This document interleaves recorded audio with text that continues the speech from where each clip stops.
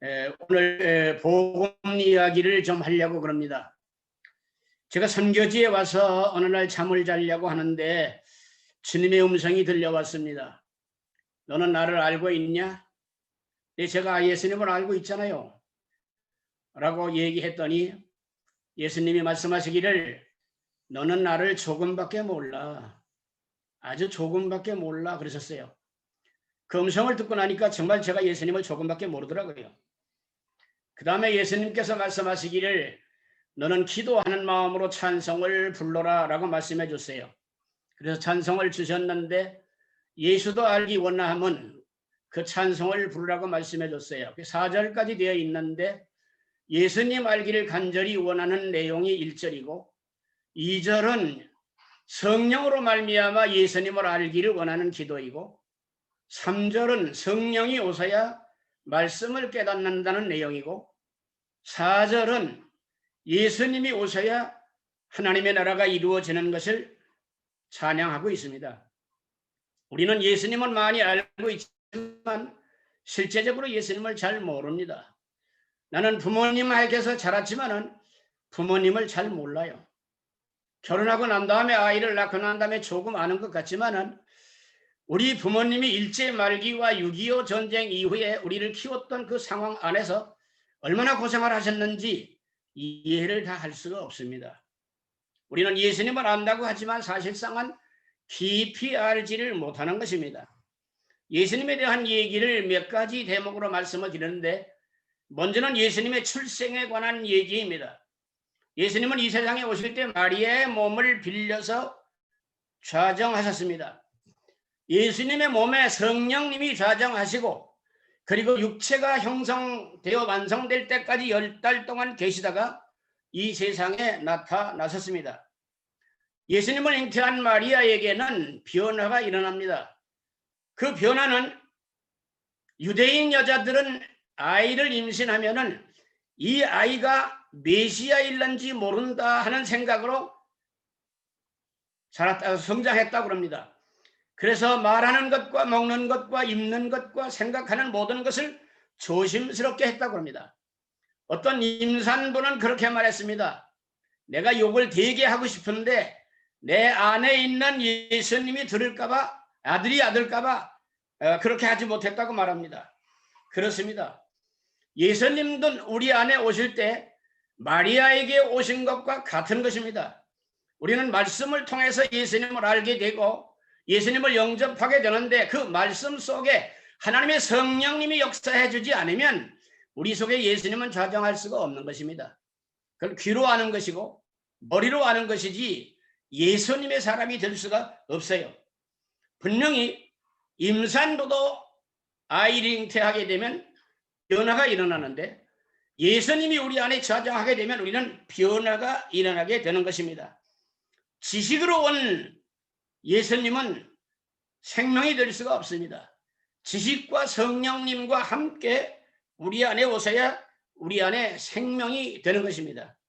그 다음에 예수님의 사역을 말한다면 예수님은 사실상 성령이 본체입니다. 그 외형으로서 사람인데 그래서 완전한 하나님이고 완전한 사람으로 오셨습니다. 그 성령이 본체이신 예수님은 이 세상에 오셔서 끊임없이 기도하시면서 그리고 성령의 충만을 덧입으면서 사역하셨습니다.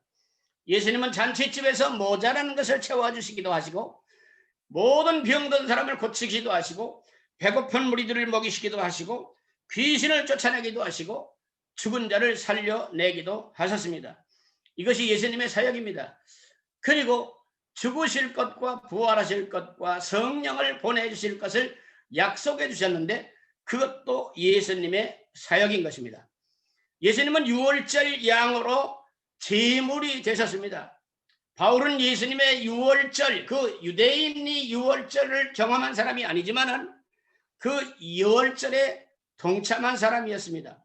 그래서 고린도서 5장에서 예수님은 유월절 양으로 오셨다고 말하고 있는 것입니다. 예수님은 마지막 만찬의 자리에서 몸을 주시고 피를 주실 것을 말씀하시고 기념하라고 말씀해 주고 있습니다. 그래서 우리는 이 만찬을 통해서 계속해서 예수님의 죽으심을 음미하고 그리고 재충전하는 것입니다. 근데 예수님께서는 사역의 초창기에 살과 피에 대해서 아주 자세하게 말씀해 주셨습니다. 요한복음 6장에 5,000명을 먹인 사건이 있습니다. 많은 사람들이 그 다음 날도 똑같은 양식을 얻기 위해서 모여왔습니다. 그런데 예수님께서는 그 사람들에게 말합니다. 네, 우리 조상들이 광야에서 하늘로부터 내려온 양식을 먹었는데 그들 다 죽었다라고 말합니다. 그러나 예수님께서는 내가 생명의 떡이라고 말합니다. 이 떡을 먹는 자는 영원히 산다고 말씀해 주셨습니다. 요한복음 6장 53절에서 57절까지 5가지 내용을 말씀해 주시는데 내 살과 피를 먹고 마시면 생명이 있다라고 말했습니다. 내 살과 피를 마시면 영원히 산다 말씀하셨습니다. 내 살과 피를 이것은 참된 야식이라고 말씀했습니다. 참된 음료라고 말씀해 주셨습니다. 내 살과 피를 먹고 마시는 자는 내 안에 거하고 나도 그 안에 거한다고 말씀해 주고 있습니다. 내 살을 먹고 내 피를 마시는 자는 나로 말미암아 살게 된다고 말하고 있는 것입니다. 저는 우리가 나 삶을 살기 위해서 노력했지만은 지금부터는 예수님의 살과 피를 먹고 마신 자는 예수님이 우리의 삶을 살게 하는 것입니다. 예수님이 우리의 삶을 성공시키는 것입니다. 예수님이 우리의 삶에 그리스도의 영광이 드러나도록 만들어내는 것입니다. 그 다음에 부활하신 예수님입니다. 부활하신 예수님, 예수님이 부활하시지 않으셨다면 예수님의 죽음은 가치가 없습니다. 일반 세상 사람들의 죽음이나 같은 것입니다. 그것은 우리의 믿음도 헛된 것이고 우리의 전파하는 것도 헛된 것이라고 말했습니다. 예수님의 부활은 죄에 대해서 죽고 하나님에 대해서 살아난 것입니다. 예수님의 부활은 우리의 영혼의 부활을 만들어내셨고 우리의 삶의 부활을 만들어내셨고 우리의 영원한 삶의 부활을 만들어내실 것입니다. 예수님의 부활, 이 부활이 우리의 생명입니다. 부활은 성령으로 말미암아 되었다고 로마서는 말씀해 주고 있습니다. 그 다음에 예수님은 성령 주실 것을 약속했습니다. 예수님이 이 세상에 오셔서 나는 죽을 것이다 라고 말했습니다. 나는 부활할 것이라고 말했습니다. 그리고 성령을 주러 왔다고 말했습니다. 성령이 오실 거라고 말했습니다. 내가 가는 것이 유익한데 내가 감으로 말미암아 너희를 도울 성령님이 오실 거라고 말씀해 주고 있습니다. 근데 많은 사람들이 예수님의 죽음을 인정합니다. 근데 예수님의 부활을 못 믿는 사람들이 있습니다. 예수님의 죽음을 인정하는 것은 모든 사람이 죽으니까 예수님도 죽을 수 있다고 생각을 하십니다. 그러나 부활에 대해서 믿지 못하는 신자들이 너무 많습니다. 부활은 신약에만 있는 게 아니고 구약 시대에도 엘리야 시대, 엘리사 시대 부활이 있었습니다. 예수님은 수많은 사람을 살려냈습니다. 회당장 야일의 딸도 살려냈었습니다. 나이성 가브의 아들도 살려냈었습니다. 나사로도 살려냈었습니다. 그래서 부활이라는 것을 믿을 수 있도록 우리 주님은 역사해 주셨습니다. 예수님은 부활을 주시려고 오신 것입니다. 많은 성도들이, 많은 목회자들이 부활이 끝이라고 생각한 것입니다. 예수님이 죽으시고 부활하신 것은 예수님이 우리에게 성령을 주시기 위한 것입니다. 그래서 성령을 받으라고 말하는 것입니다. 성령이 오셔서 가르쳐 줄 거라고 말하고 있는 것입니다. 제가 어느 교회 남전도에 헌신 예배 인도를 해라 왔는데 성령 얘기가 나왔습니다. 방언 얘기가 나왔습니다. 교회 중직이 나가길래 화장실 가는가 보다 그랬습니다. 예배 마칠 때까지 그 사람은 안 들어왔습니다. 근데 예배 마친 후에도 그 사람은 밖에 있었어요. 그래서 제가 물었습니다. 아유, 어디 장로님 어디 불편하십니까? 그랬더니 그 양반 얘기가 나는 성령 얘기하면 기분 나쁩니다. 방언 얘기하면 그냥 미칠 지경입니다. 그런 얘기를 하는 것입니다. 집사가 될 때에도 성령 충만한 사람이 집사가 되는 것이 조건인데 어떻게 이 사람이 두 단계를 그렇게 거저 뛰어넘어서 장로까지 됐는지 궁금했습니다. 목회자 중에도 그런 사람들이 있어요. 선교사님 중에도 그런 분들이 있습니다. 성령 얘기하면 기분 나쁜 사람들이 있어요. 근데 예수님은 엄격하게 말해서 죽으시고 부활하신 것은 성령을 주시기 위한 것입니다. 우리는 에덴 동산에서 죽었습니다. 에덴 동산에서 죽었다는 얘기는 하나님과의 관계가 끊어졌다는 얘기입니다. 하나님과의 관계가 끊어졌다는 것은 우리 속에 영을 부어주심으로 말미암아 생명이 됐었는데 그 영이 죽었다는 말입니다. 영이 죽었기 때문에 하나님과의 교제가 끊어진 것입니다.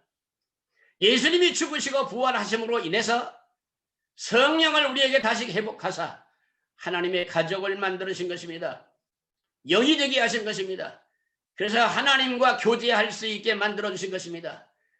영이 없이는 영이신 하나님과 영이신 예수님과 영이신 성령님과 교제할 수 없는 것입니다. 영을 주러 오셨습니다. 하나님과 교제하는 하나님의 가족이 되게 하기 위해서, 하나님의 백성이 되게 하기 위해서 성령을 주시러 오신 분이 예수님인 것입니다. 내가 필요코 가야 된다고 말했습니다. 내가 가야 성령님이 오시고 성령님이 오셔야 너희에게 유익이라고 말씀해 주고 있는 것입니다.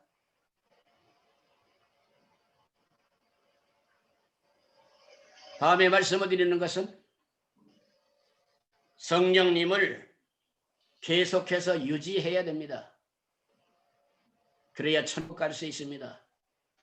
내 얘기가 아니고 마태복음 25장에서 예수님이 말씀하셨습니다. 열처녀 비유에서 말씀해 주셨습니다.